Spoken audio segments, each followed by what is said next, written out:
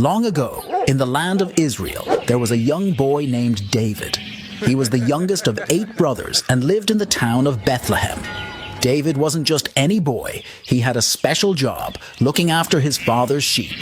He spent his days and nights in the fields, making sure no harm came to them. It wasn't an easy job, especially when danger lurked. Lions and bears often tried to snatch the sheep, but David was brave.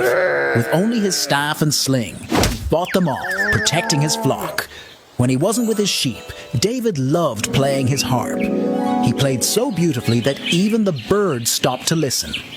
One day, a wise man named Samuel visited David's house.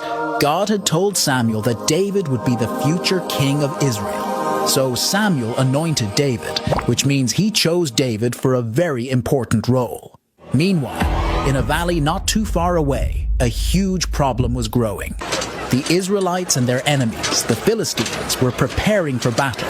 The Philistines had a giant warrior named Goliath. He was taller than any man and stronger than any bear. Every day, Goliath challenged the Israelites to send a warrior to fight him, but everyone was too afraid. One day, David went to bring food to his brothers who were with the Israelite army. When he saw Goliath, he couldn't believe that everyone was afraid of him. David said, "I'll fight Goliath. God has protected me from lions and bears while I guarded my sheep. He will protect me now." The king gave David armor, but it was too heavy. So, David decided to use just his sling and some stones.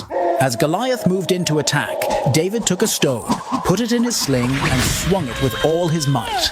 The stone flew through the air and hit Goliath right in the forehead. Goliath fell to the ground, and David had won. David's bravery showed that no matter how small you are, you can overcome big challenges with faith and courage. And that young boy David would go on to